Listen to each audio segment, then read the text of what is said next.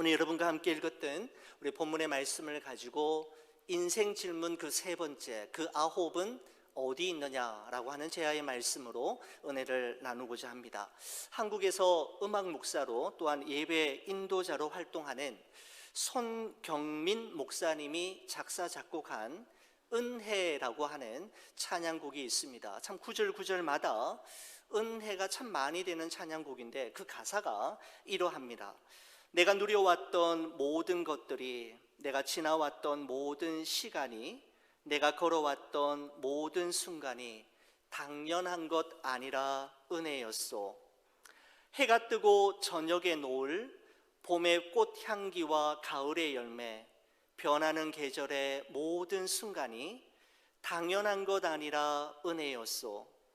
내가 이 세상에 태어나 사는 것, 어린아이 시절과 지금까지 숨을 쉬며 살며 꿈을 꾸는 삶, 당연한 것 아니라 은혜였소.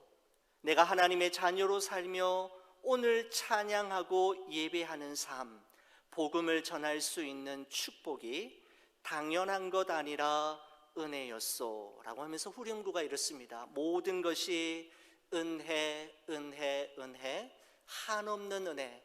내 삶에 당연한 것 하나도 없었던 것을 모든 것이 은혜, 은혜였소 라고 하는 찬양을 여러분 부르시기도 하셨고 아마 많은 분들이 알고 계실 것입니다. 이 찬양곡을 만든 분은 우리 삶에 어느 것 하나도 당연한 것은 없고 모두 다 하나님의 은혜요, 그 은혜의 결과임을 그는 말하고 있습니다. 여러분, 사람들은 고맙고 감사한 일들에 대해 쉽게 익숙해집니다. 익숙해지는 순간부터 그것을 당연하게 생각합니다. 당연하게 생각하는 순간부터 감사는 사라지게 되고, 감사가 사라진 그 자리에는 언제나 불평과 원망이 대신 자리 잡게 되는 것이죠. 그러나 성도 여러분, 내가 지금까지 누려왔던 모든 것들과 내가 지나왔던 모든 시간들, 그리고 내가 걸어왔던 모든 순간들이 당연한 것이 아니라 모든 것이 하나님의 은혜이었음을 기억하고 망각하지 않는다면 여러분의 삶 속에는 감사의 샘물이 마르지 않게 될 것입니다. 오늘 여러분과 함께 나눌 이 세 번째 인생 질문인 그 아홉은 어디 있느냐라는 예수님의 질문을 통해 우리의 잃어버린 마음, 그 감사를 회복하는 시간이 되기를 간절히 바랍니다. 오늘 여러분과 함께 읽은 이 본문의 말씀은 예수님께서 예루살렘으로 올라가시던 중에 사마리아와 갈릴리 사이를 지나가실 때에 있었던 일이었습니다. 자, 오늘 본문 12절과 13절의 말씀을 보시기 바랍니다. 한 마을에 들어가시니 나병한 환자 10명이 예수를 만나 멀리 서서 소리 높여 이르되 예수 선생님이여 우리를 불쌍히 여기소서 하거늘 이라는 말씀으로 시작이 됩니다. 여러분, 당시 유대 사회에서 나병 환자는 하나님의 징계와 저주를 받은 사람들로서 천형의 딱지를 붙이고 살았던 사람들이었습니다. 나병 환자들은 병균을 전염시킬 뿐만 아니라 부정을 확산시키는 저주받은 자로 여겨졌기 때문에 그들은 비대면 비접촉을 위해 사랑하는 가족이나 친구들과 분리되어 마을 밖에 조성된 집단 거주지에서 병이 나을 때까지 또는 죽을 때까지 격리 생활을 해야만 했습니다. 여러분, 또한 그들은 유대인의 율법에 따라 나병 환자들은 옷을 찢고 머리를 풀어서 자신이 나병 환자임을 멀리서도 한눈에 알아볼 수 있도록 해야만 했고, 부지 중에 사람들이 자신의 곁으로 접근해 오면 그는 큰 소리로 나는 부정하다, 나는 부정하다 큰 소리로 외쳤는데, 이것은 나병이 전염되는 것을 막기 위함이었을 뿐만 아니라 정한 자가 부정한 자와 접촉하게 되면 똑같이 부정하게 되는 것을 미연에 방지하기 위한 제도적 장치이었습니다. 저는 이 나병 환자를 생각하면 저에게 있었던 한 이야기가 떠오릅니다. 1996년이었습니다. 당시 신학대학원 입학시험을 준비하고 있던 때에 나병 환자들이 모여 사는 소록도라는 곳을 처음으로 방문한 적이 있습니다. 여러분, 예전에는 문둥병, 나병이라고 불렀는데 요즘에는 그렇게 부르지 않고 한센병이라고 부르는데, 바로 나병을 일으키는 나균을 처음으로 발견했던 노르웨이의 의사 닥터 한센의 이름을 따서 지은 것입니다. 여러분, 소록도라고 하는 섬은 위에 하늘에서 볼 때 그 섬이 작은 사슴같이 생겼다라고 해서 소록도라고 하는 이름을 짓게 되었는데, 여러분, 지금은 소록대교가 놓여져 있어서 육로를 통해서 그 섬으로 들어갈 수 있지만, 제가 그곳을 처음 방문했을 때만 해도 전라남도 고흥반도 끝에 위치한 녹동항, 그렇죠? 녹동항에서 배를 타고 20분 정도 들어가야만 그 섬에 도착할 수 있었습니다. 미리 예약을 해야 했고 여러 가지 과정을 거쳐서 허락을 받아야만 그 소록도에 들어갈 수 있었습니다. 말로만 들었지 실제로는 한 번도 본 적도 없는, 만난 적도 없는 그 한센병을 앓고 있는 분들의 모습을 보는 순간 저는 큰 충격에 빠졌습니다. 저의 시선을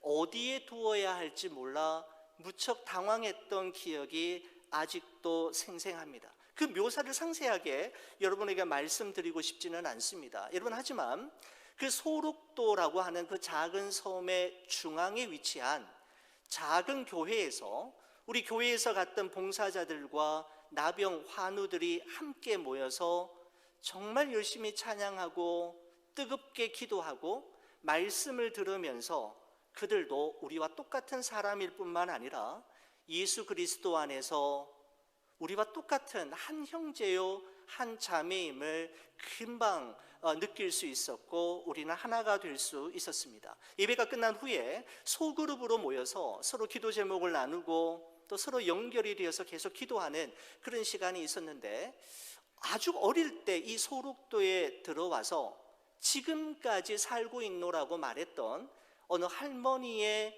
기도가 저희 기억 속에 아직도 생생하게 남아 있습니다. 그 할머니의 기도 제목은 오직 한 가지였습니다. 고통을 느낄 수 있게 해달라고 하는 기도이었습니다. 칼에 손가락이 베어도, 펄펄 끓는 물에 몸이 데어도, 넘어져서 다리가 부러져도 고통을 느낄 수 없다는 것이 그분들에게는 한이 맺힌 고통이었습니다. 고통 없는 삶을 위해 기도하는 우리의 기도와는 전혀 다른 그 한센병을 앓고 있는 할머니의 기도 제목에 저는 또 한 번 충격을 받았던 기억이 납니다. 나 환자들을 위해 평생을 헌신했던 폴 브랜드라고 하는 선교사님이 계십니다. 선교사님의 아들로 인도에서 태어났던 폴 브랜드는 영국에서 의과대학을 졸업한 후에 전문의가 된 후에 다시 인도로 들어갑니다.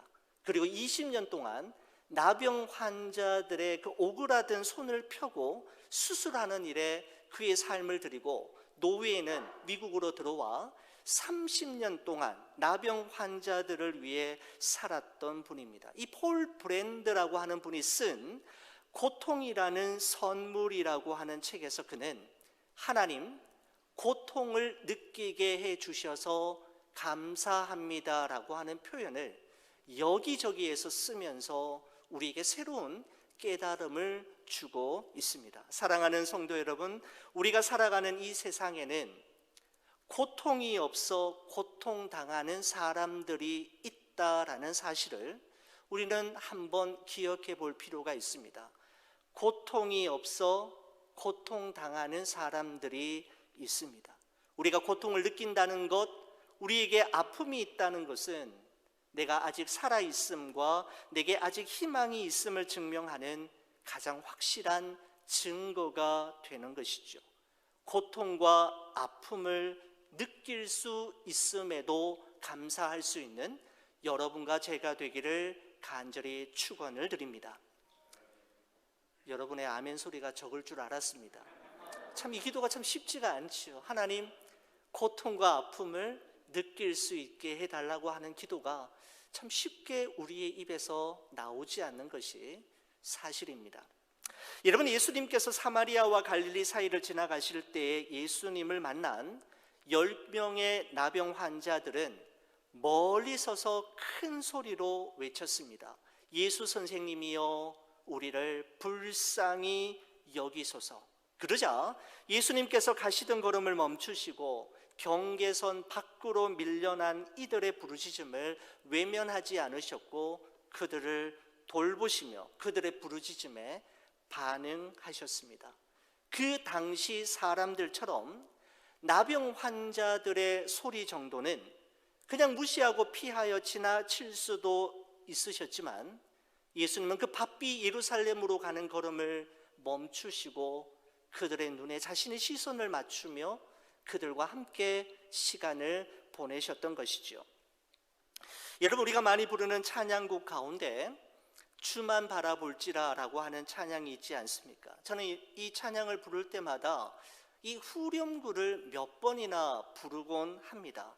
하나님 사랑의 눈으로 너를 어느 때나 바라보시고 하나님 인자한 귀로서 언제나 너에게 기울이시니 어두움에 밝은 빛을 비추어 주시고 너의 작은 신음에도 응답하시니 너는 어느 곳에 있든지 주를 향하고 주만 바라볼지라 라고 하는 이 부분을 참 기도할 때마다 반복해서 여러 번 되풀이하곤 합니다.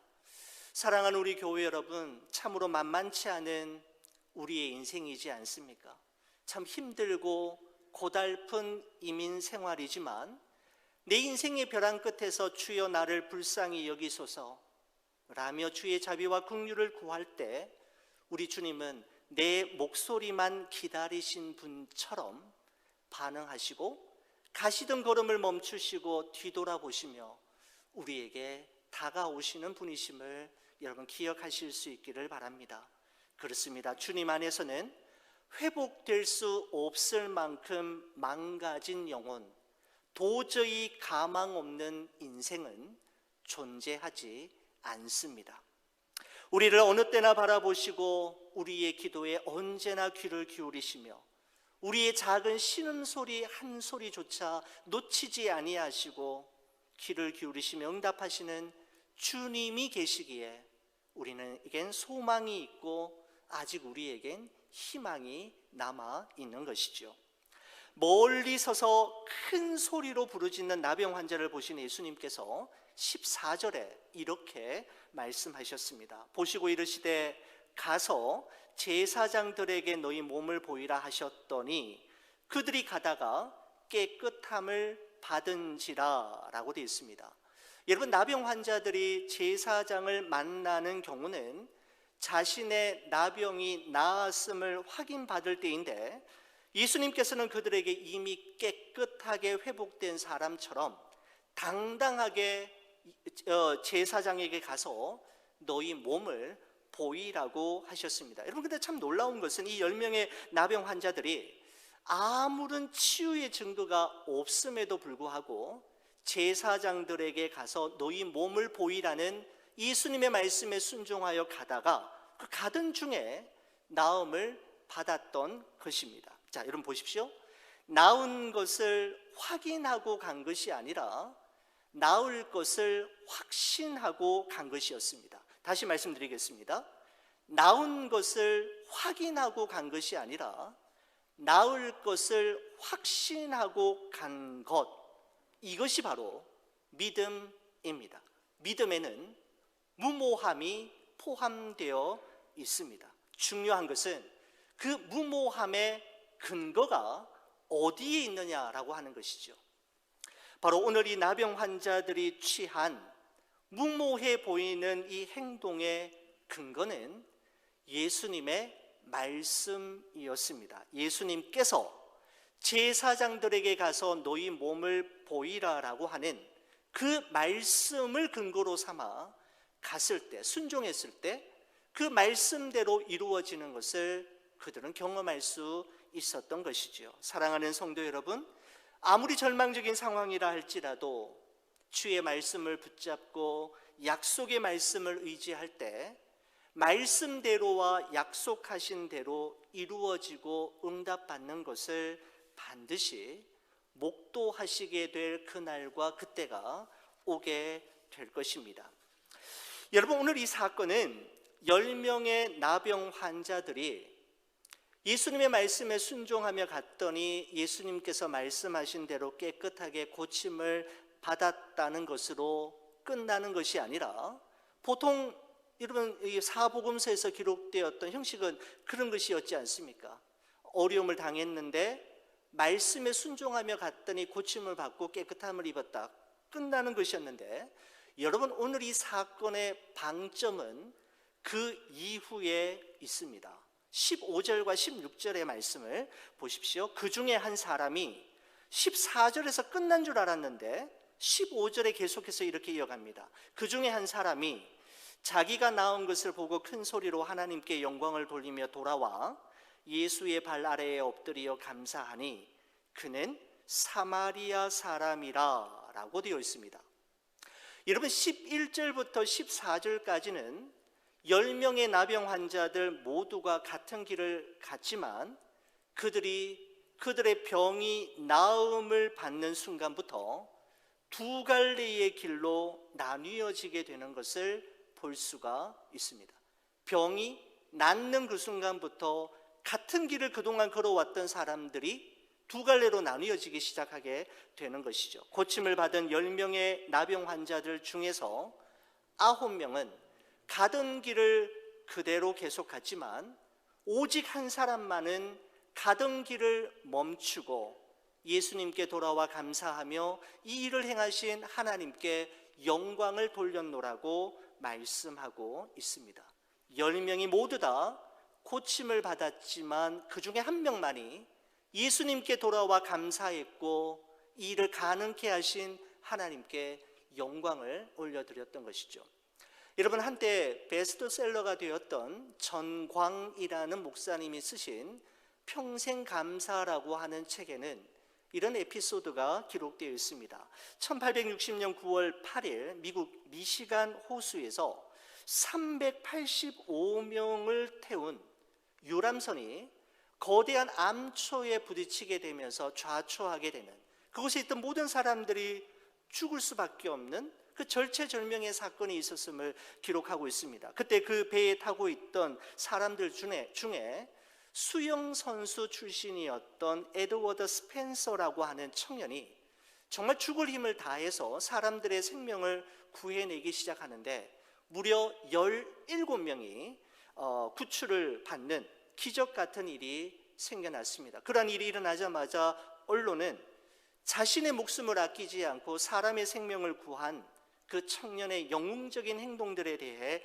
대서특필하기 시작했습니다. 여러분, 그런데 그 에드워드 스펜서라고 하는 그 청년이 그 사건이 있은 후에 후유증으로 인해서 7년 후인 32살의 아까운 나이에 그 청년이 그만 세상을 떠나는 또 그런 끔찍한 일이 있고 말았습니다. 후유증으로 그렇게 되었다고 합니다. 임종 직전에 누군가가 이 에드워드 스펜서를 찾아와서 물었다고 하지요. 당신의 목숨을 구해준 그 17명의 사람들 중에서 몇 명이 당신에게 와서 감사했고 지금까지 그 감사의 마음을 나누고 있는지에 대해 물었을 때 스펜서가 말하기를 단 한 사람입니다. 어린 소녀 한 사람밖에 없습니다. 그 소녀는 지금까지도 크리스마스가 되면 어김없이 감사 카드와 선물을 보내오고 있습니다 라고 하는 그런 이야기가 그 책에 기록되어 있는 것을 본 적이 있습니다. 여러분, 저는 이 글을 읽으면서 처음에는 어떻게 이럴 수가 있지? 정말 말도 안 돼. 은혜도 모르는 정말 나쁜 사람이다라는 생각으로 시작됐지만 곰곰이 저 자신을 돌아볼 때 저 또한 참 은혜를 쉽게 잊어버리고 그 받은 은혜를 당연하게 생각하는, 그래서 하나님과 성도들에게 참 부끄럽고 죄송한 마음이 참으로 많이 들었던 것이 사실입니다. 여러분, 서양 속담에 이런 속담이 있습니다. 상처는 모래에 쓰고 은혜는 바위에 새기라. 우리말 속담에도 원수는 물에 새기고 은혜는 돌에 새기라 라고 하는 말이 있습니다.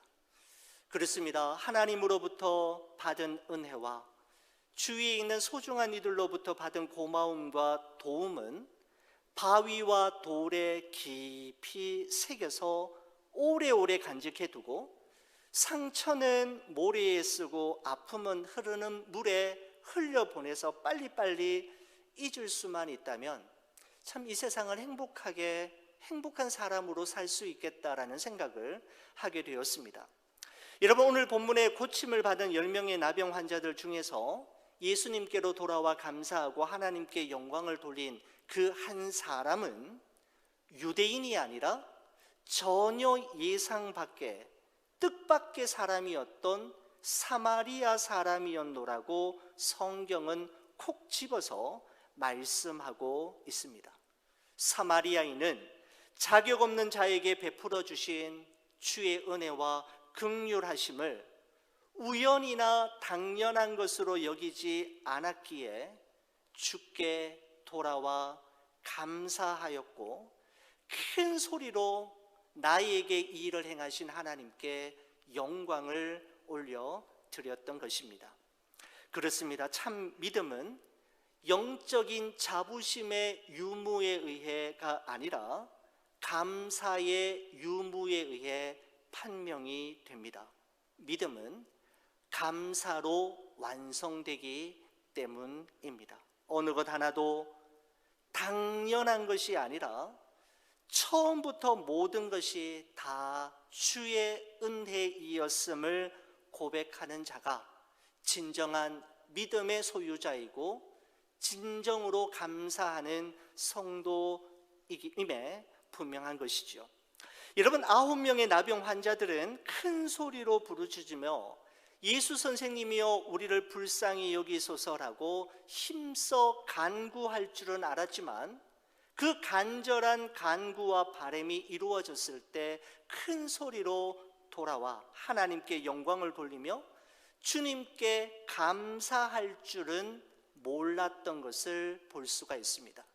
그들은 기도할 줄은 알았지만 감사할 줄은 모르는 사람들이었습니다. 여러분, 그때 예수님께서는 17절에 이렇게 말씀하셨습니다. 예수께서 대답하여 이르시되 10사람이 다 깨끗함을 받지 아니하였느냐? 그 9은 어디 있느냐라고 말씀하셨습니다. 그 9은 어디 있느냐라고 하는 예수님의 이 질문은 성경에 나오는 여러 가지 질문들 가운데에서 감사한 마음을 잃어버린 채 살아가고 모든 것을 당연하다고 여기며 살아가는 하나님의 백성들을 향한 예수님의 안타까움과 섭섭한 마음이 묻어있는 질문임에 분명합니다. 여러분, 19세기 영국의 유명한 설교가였던 스펄전 목사님은 이런 말을 했습니다. 불행할 때 감사하면 그 불행이 끝이 나고 형통할 때 감사하면 그 형통이 계속된다라고 이야기했습니다.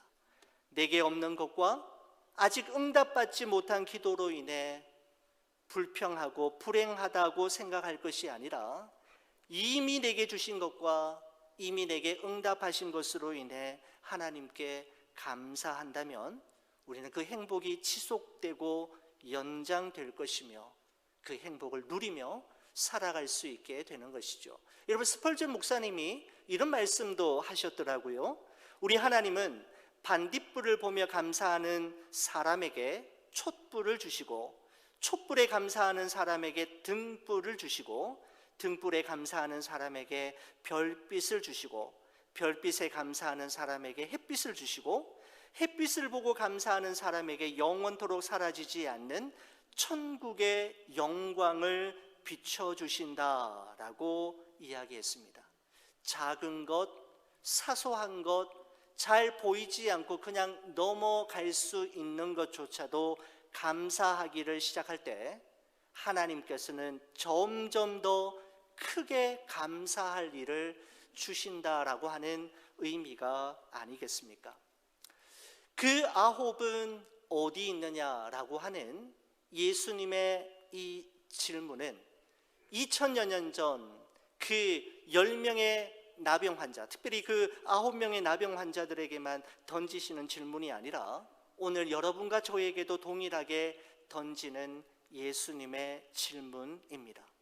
사랑하는 우리 교회 여러분, 지금까지 베풀어 주신 하나님의 은혜와 사랑에 은혜에 감사하는 마음을 잃어버린 채 없는 것으로 인해 불평하고 아직 응답받지 못한 것으로 인해 낙심하며 하루하루를 살아가고 계시지는 않습니까? 크리스찬은 답을 가지고 살아가는 사람들일 뿐만 아니라 크리스찬은 질문을 가지고 살아가는 사람들입니다. 스스로에게 꼭 질문해 보아야 합니다. 나는 어디에 속한 사람인가? 예수님께 돌아와 예수님께 감사했던 그 한 명인가? 아니면 가던 길을 따라 각자 제 길로 흩어져 가버린 9명에 속한 사람인가? 이 질문 앞에 우리는 정직하게 대답할 수 있어야 합니다. 하늘을 두루마리 삼고 바다를 먹물 삼아도 다 기록할 수 없고 저 하늘 높이 쌓아도 채우지 못할 하나님의 크신 사랑과 무한하신 은혜를 경험했던 우리들, 새로운 한 해 2022년에 1월의 마지막 주일을 보내면서 한 해의 마지막 남은 11개월 그리고 우리 남은 여생 모든 삶 속에 하나님 앞에 감사하며 어떠한 상황 속에서도 찬양하며 자족하며 살아가기로 결단하는 여러분과 제가 되기를 주의 이름으로 간절히 축원을 드립니다.